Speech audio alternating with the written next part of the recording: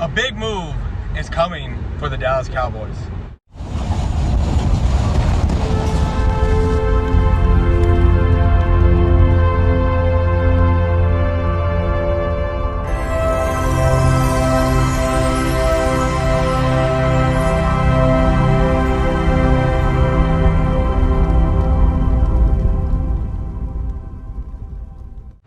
What's going on YouTube? It's your man Boys for Life coming at you with another video. Okay, so things are about to happen in Dallas. What? We're not sure. We can only speculate as fans and as we report this to you. Now, to me, this is just my belief. I don't think it's an Earl Thomas thing because I don't think we needed to allocate $12 million in cap space to get Earl Thomas on a one-year deal. If anything, if it's going to be an Earl Thomas thing, it might be a 2-year deal or a multiple-year deal. But to me, so we had $7 million, then we allocated, I forgot whose it was that freed up $7 more million. Then we had Zach Martin, $8 million, and now with Demarcus Lawrence, that's $12 million. So when I was looking at the numbers, we're just over $29 million in cap space for this year. We were down all the way to 7, but now we're at 29 million. I honestly think this is for Dak. This is for Dak. They were already planning on re-signing him. Like, let's face it. There was all the news reports that you saw with Dak talking about wanting more money and yada yada yada. That wasn't Dak. That was his agent. That was his agent talking all that. That was his agent asking. And I don't even know if his agent actually asked for that stuff, because it says that the agent didn't really ask for it. So with everything that's going on, I honestly think we're getting ready for a Dak signing. I really do.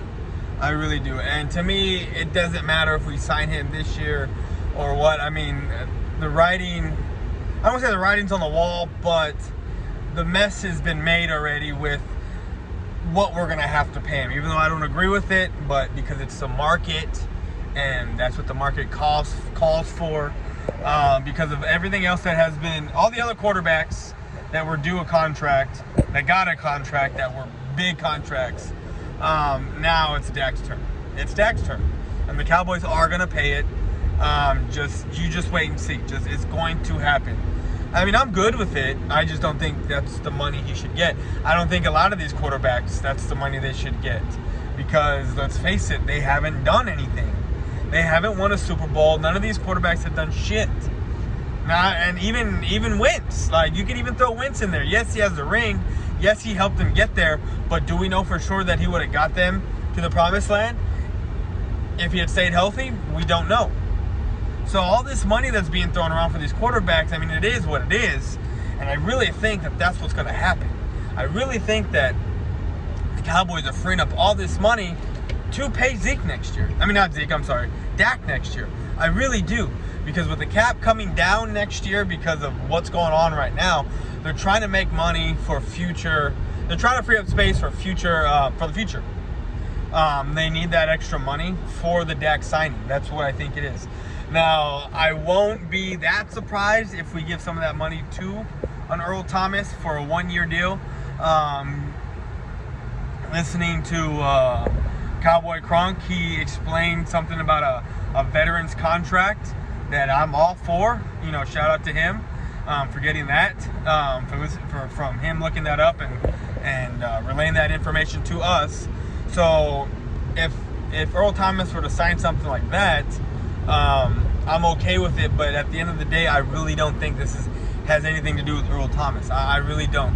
I mean, unless, because I mean, we already know how the Cowboys are, and I get it. It's different it's a different coach, but for some reason, the safety position just isn't in the cards for the Cowboys as far as, I don't want to say coaching staff, but as far as ownership goes, because we've been waiting for a standout safety, and they've been there, and we just don't take them.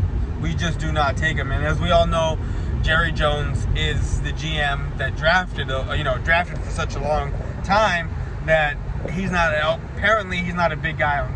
He's not big on safeties because we really have not drafted one high like we did Darren Woodson and Roy Williams. Darren Woodson came in the second round of the 92 draft.